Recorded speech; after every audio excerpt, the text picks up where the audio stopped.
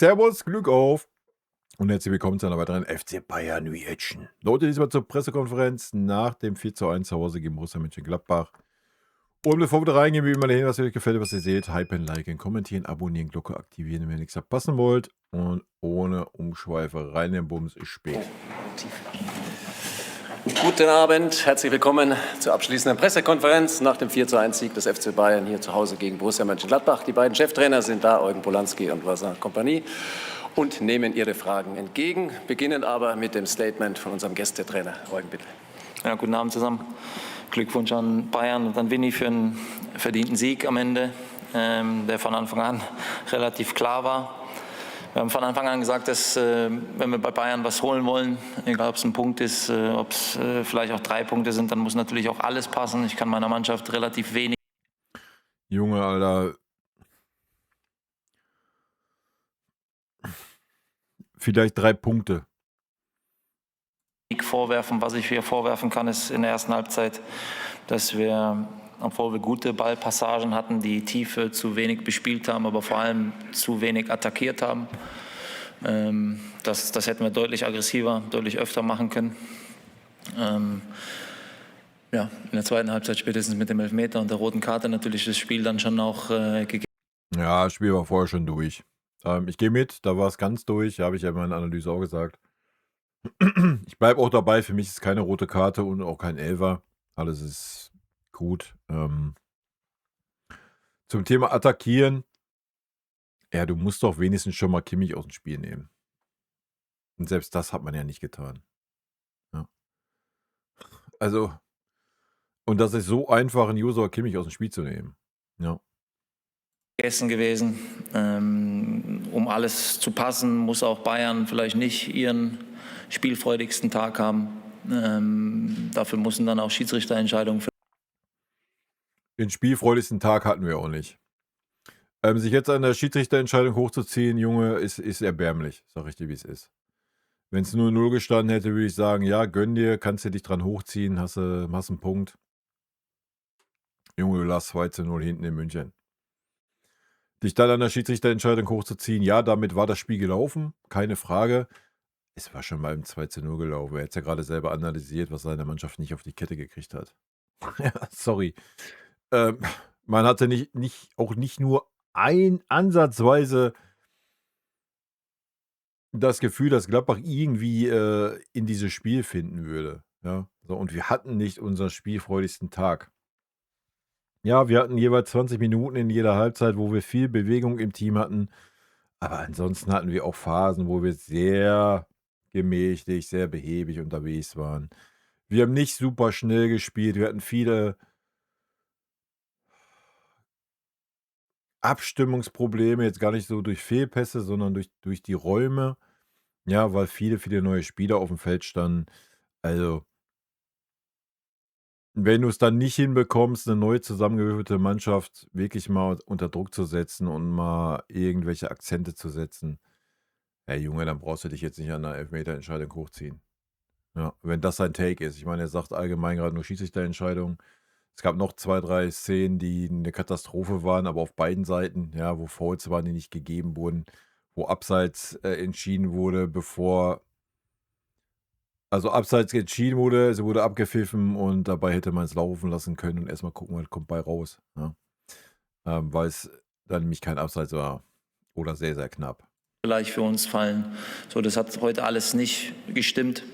So Kleinigkeiten, die extrem wichtig sind, bringt uns aber nicht wirklich aus der Ruhe. Wir haben eine Mannschaft gesehen, die sich wehrt, die als Team auf dem Platz steht, und das war schon eine ganz, ganz gute Erkenntnis heute.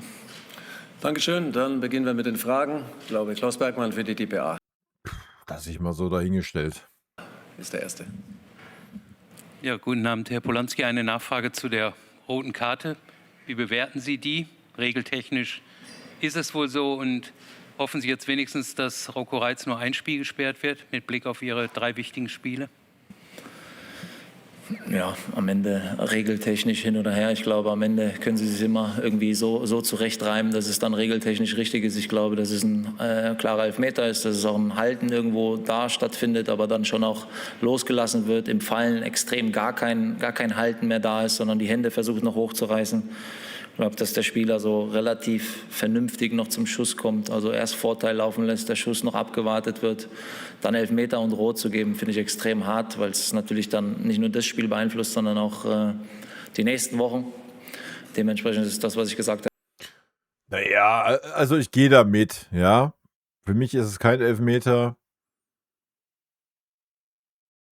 Den Strick jetzt aber so zu drehen, zu sagen, ja, es beeinflusst nicht nur das Spiel und die nächsten Wochen, ja, dann musst du anders in den Zweikampf gehen. So, ehrlicherweise muss man auch mal sagen, das war auch kein schlauer Zweikampf. Ja. So, warum hat er den so geführt? Weil es in der ersten Halbzeit hat er denselben Zweikampf schon mal so geführt. Und da gab es keinen Elfmeter. Ja. Da wurde noch klarer gehalten, meiner Meinung nach. Und da hat nur er gehalten. Ich weiß gar nicht, ob es derselbe Gegenspieler war. Ich glaube schon, oder bei Jackson. In den Zweikampf haben ja beide gehalten. Ja, deswegen war das für mich auch kein Elfmeter. Ja, er fällt dann und versucht ihm auch nochmal am Bein irgendwie aufzuhalten, so als komm, sieht schon keiner mäßig, ja. Aber da haben sich beide nichts geschenkt in diesem Zweikampf. Ja, das muss man mal ganz klar sagen. Ich glaube, wie ich schon sagte in meiner Analyse, ich glaube, das war so eine Entscheidung, die gefallen ist, weil man die erste nicht gegeben hat. Ja. Aber ja, ich weiß nicht, sein Take ist ja jetzt gerade, ja, er lässt den Vorteil laufen, wenn es Tor ist. Ist es dann kein Rot, weil keine Torchance verhindert wurde, weil es dann keinen Elfmeter gibt? Ja, regeltechnisch, wie gesagt, ich gehe da mit, die Regeln sind Banane. Ja, wenn man sieht, wie ein Schlotterbeck in Stanisic reinrumpelt, Alter, ihn fast das Schienbein bricht, Alter, und da gibt es eine gelbe Karte für. Und dann gibt es für so einen Scheiß da eine rote Karte. Ja, dann versteht man die Fußballwelt auch nicht mehr, ne? Auch wenn man es regeltechnisch natürlich, wir sind ja alle nicht dumm, erklären kann, wie er es auch sagt. Aber dieser Take, den er gerade bringt, ey, sorry, da muss dein eigener Spieler dann aber auch ein bisschen schlauer sein. So, Punkt. Ja. Aber es muss halt alles passen, um gegen Bayern zu bestehen. Das hat dann heute auch da nicht gepasst.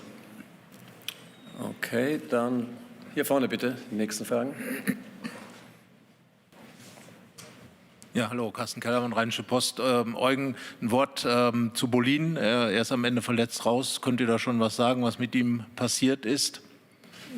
Ja, also nicht richtig verletzt. Ich glaube, der hat schon kurz vorher angezeigt, dass er einfach raus will, weil es einfach ein sehr intensives Spiel für ihn war. Darf man nicht vergessen, dass er natürlich auch die ersten Minuten jetzt hier in der Bundesliga sammelt und dann auch noch gegen so einen Gegner in der Intensität, in dem Verteidigungsverhalten.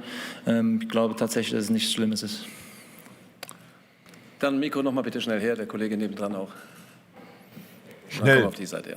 Ganz zügig, du. Danke, Christian Ordnung von Bild.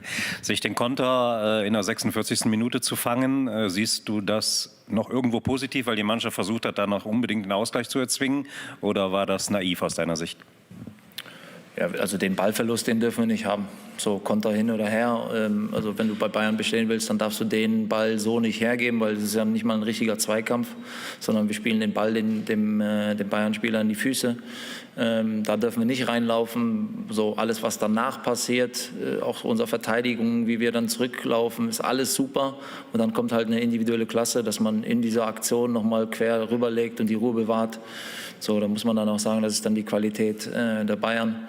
Ich glaube tatsächlich, und da komme ich nochmal drauf zurück, es musste alles passen. Und ich glaube tatsächlich, dass man im Nachgang des 2-0 zumindest mal sich angucken kann, ob es nicht als Foul gewertet wird, weil der Bayern-Spieler, ich glaube Leimer ist es sogar, der am Ende das Tor schießt, nur Hugo Bolin War trifft, klar, ohne dass er, glaube ich, verantwortlich war für diesen Ballverlust. Das ist das, was mich schon ärgert, weil mit 1-0 in die Halbzeit oder 0-1 in die Halbzeit zu gehen, ist schon noch was anderes gegen Bayern als 0-2. Nächstes David Fero für die Bild. Bin ich bei im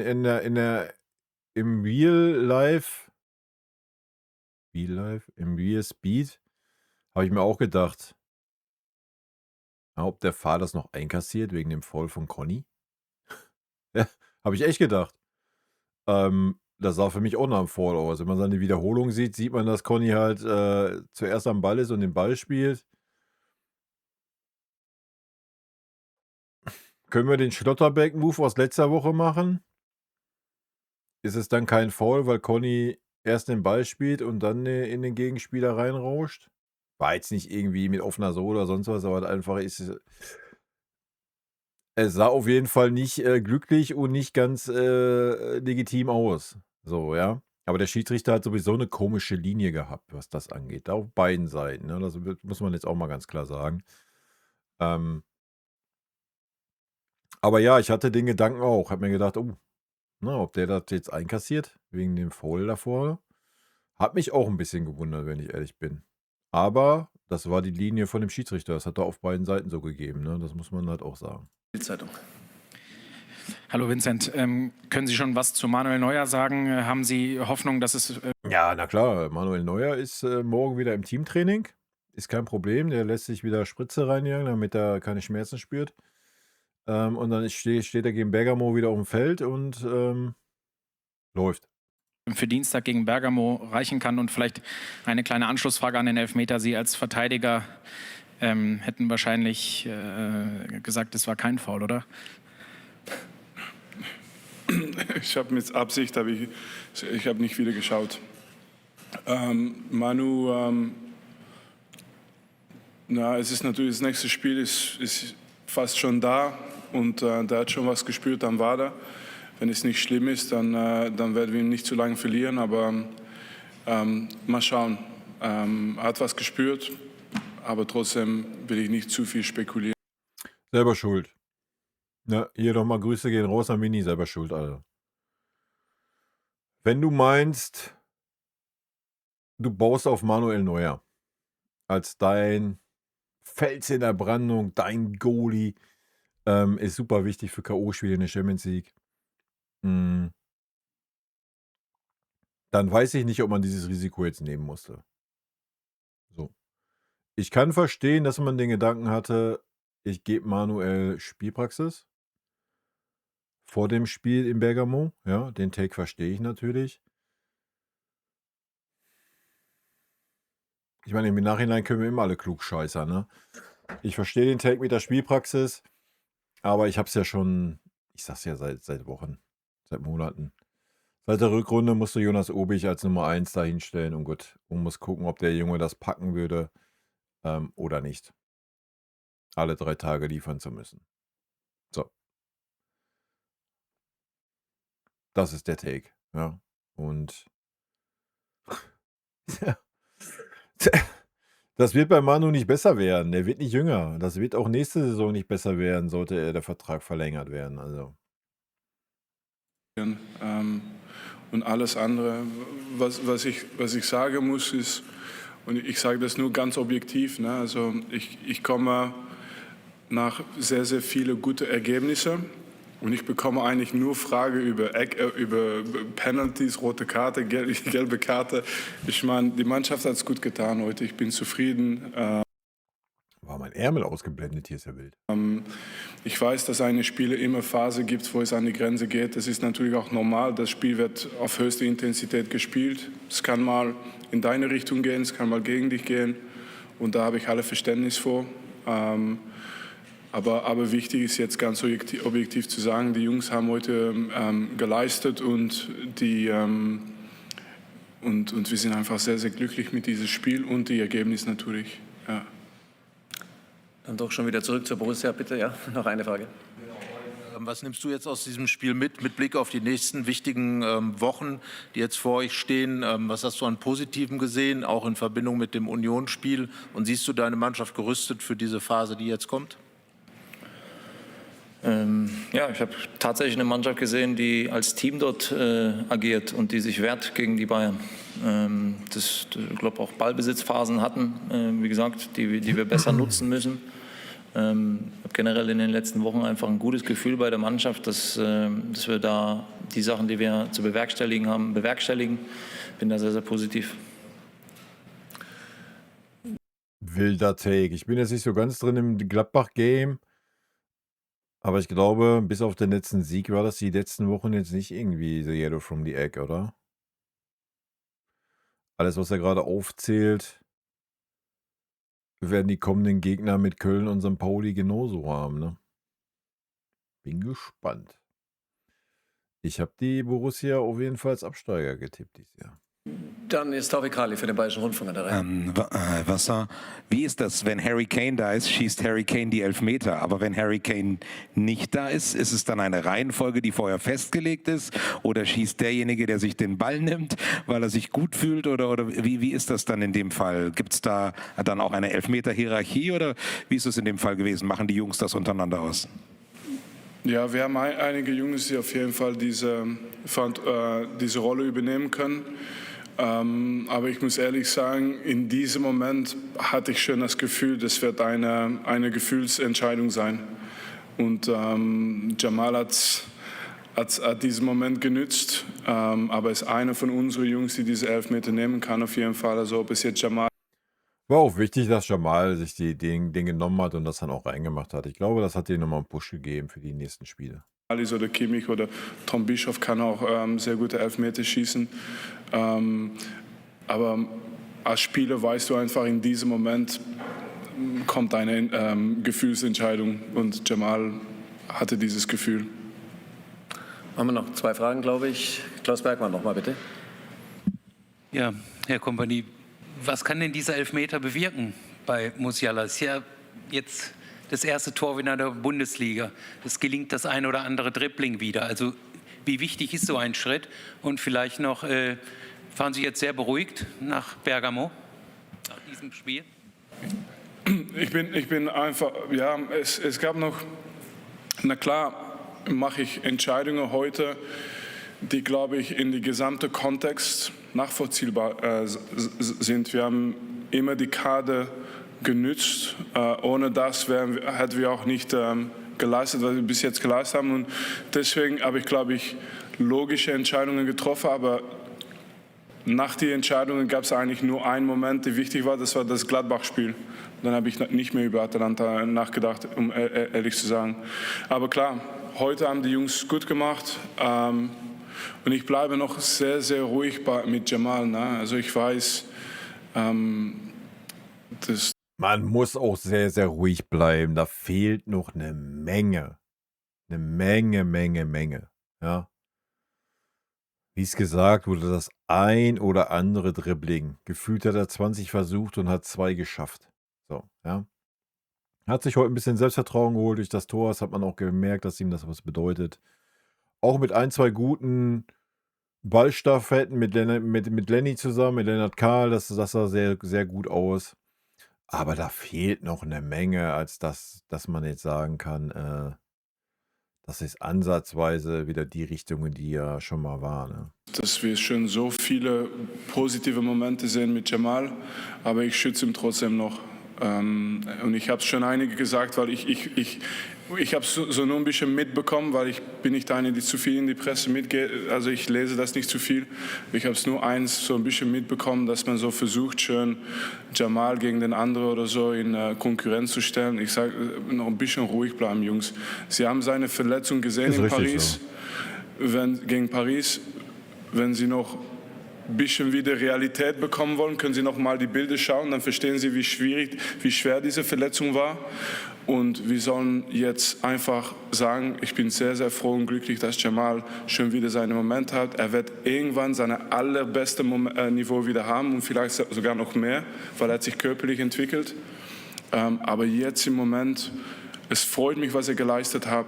Und trotzdem bleiben wir ruhig und wir bleiben immer im Austausch mit Jamal, damit wir 100% sicher sein, dass wir die richtige Entscheidung treffen, nicht nur für die Mannschaft, aber auch für Jamal. Ja, vollkommen richtig. Das schreibe ich 1:1. Dann jetzt die vorletzte Frage, ja bitte. Kurze Nachfrage zu Jens Kastrop. Der hat sich irgendwie da ans Knie gefasst bei seiner Auswechslung. Und Vel Moya ist jetzt der jüngste Torschütze Borussia Mönchengladbachs der Vereinsgeschichte. Was kann das für den Jungen bewirken? Vielleicht auch mit seiner Lockerheit jetzt in diesen entscheidenden Spielen gegen St. Pauli, Köln? Ja, zu Jens ist schon so, dass dass er um die Auswechslung gebeten hat, weil er was gemerkt hat. Aber tatsächlich seine Aussage jetzt war, dass er frühzeitig Bescheid sagt, damit es nicht schlimmer wird. So, ich hoffe, dass der Junge da recht behält. Ist halt kein Doktor. So, und das habe ich schon auch öfters gehört. Ist nichts. Und dann am nächsten Tag kommt halt der Doktor mit was anderem. Dementsprechend bin ich da schon noch ein bisschen vorsichtiger, in der Hoffnung, dass es dann wirklich nichts ist. Ja, und Wale ist halt das, was so ein bisschen untergeht heute, so bei uns. Wir verlieren ein Spiel, wechseln aber einen Spieler ein, der letzte Woche von Anfang an sein erstes Spiel gemacht hat, der jetzt sein erstes Bundesligator schießt. Gibt, glaube ich, Schlechteres, als das bei den Bayern zu machen. Das bleibt für die Ewigkeit für den Jungen, das freut mich extrem.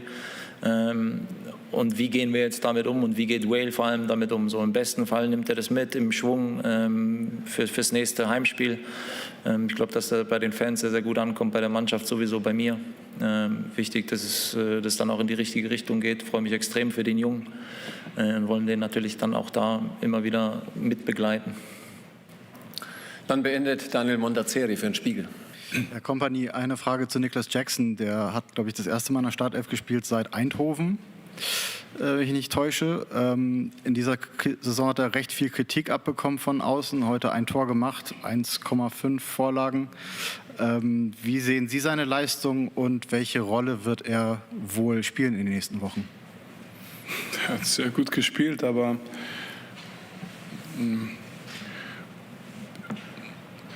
wir müssen auch ein bisschen so Hat auch sehr gut gespielt. Aber Harry ist Dienstag wieder da. Wobei man auch sagen muss, die erste halbe Stunde war grausam von ihm. Dieser Kontext ist bei Bayern wichtig. Ne? Also ganz objektiv und sie wissen, wie es geht. Wenn die Ergebnisse gut sind und dass die meiste Sache laufen in der Mannschaft, habe ich schon gemerkt in den letzten 18 Monaten, dass man dann immer eine oder zwei rausholen muss, ohne einen Grund. Der Junge hat nicht schlecht geleistet, der Junge hat nichts Falsches gemacht, Training hat super trainiert, ist sogar zurückgekommen aus der Afrika Cup als Meister, als Sieger, aber irgendwie entstehen Geschichten dann über ein oder zwei Jungs unserer Mannschaft. Das war letztes Jahr oft Serge Gnabry oder vielleicht manchmal Kingsley Coman und dann jetzt ist es Nicklas Jackson. Aber die Realität von unserer Kabine, die Realität von was wir erleben, und ich sage das nicht als Kritik auf euch, ich will nur schätzen, wie wir das auch verstehen. Doch, kann man ruhig schon als Kritik an die Presse nehmen und kann man auch so kommunizieren, ne? Wenn es beim FC Bayern keine Themen gibt, was nun mal gerade der Fall ist, wie es Winnie sagt, wenn alles läuft, dann gibt es keine Themen beim FC Bayern. Das merke ich ja hier auf meinem Kanal genauso, ne? Und dann werden Themen aufgemacht von der Presse, ne? Das ist völlig normal. Wobei man sagen muss, Nicklas Jackson, wie gesagt, die erste halbe Stunde war Murks. Danach war es ein ordentliches Spiel. So, ja. Und wie es Winnie auch sagt, ich meine, der ist Afrika-Cup-Sieger geworden. Das ist er ja auch nicht geworden, weil er nie auf dem Platz gestanden hat, ja. Der hat auch seinen Anteil dran gehabt. Also ist natürlich auch schwer, wenn du wenig Spielzeit hast beim FC Bayern, wa? Sehr wichtig bei uns gibt es diese Ruhe, wo wir einfach schauen, was die Jungs im Training leisten. Nicklas, sein Verhalten zu seinen Teammates war top. Und wie er heute geleistet hat, ist genau wie er trainiert. Ob er jetzt mehr oder weniger spielt, naja, wenn Harry Kane in deiner Position spielt, oder Michael Olise oder Lucho Diaz, ja, ist ein bisschen schwierig. Ja, wo willst du dann spielen? Ja. Grüße gehen raus an Serge übrigens auch, ne? Schwierig. Und mehr ist es nicht. Nein, also freut mich für Jacko. Aber es ist nichts Lucho kann sich auch freuen. Ist ja auch gut. Tor in der Vorlage. Besonderes. Es ist, was er immer gemacht hat. Und heute hat es nochmal gezeigt. Hoffentlich bald noch wieder. Aber ja, gut für ihn, gut für Bayern München heute. Vielen Dank. Dann gute Heimreise allen ein schönes Wochenende. Und kann er doch gegen Leverkusen vielleicht nochmal zeigen. Liebe Sie. Leute, rot-weiße Grüße gehen raus. Ist spät. Haut rein. Bis dann. Tschüssi. Vielen lieben Dank für euren Support hier auf dem Kanal. Und in diesem Sinne, gute Freunde kann niemand trennen.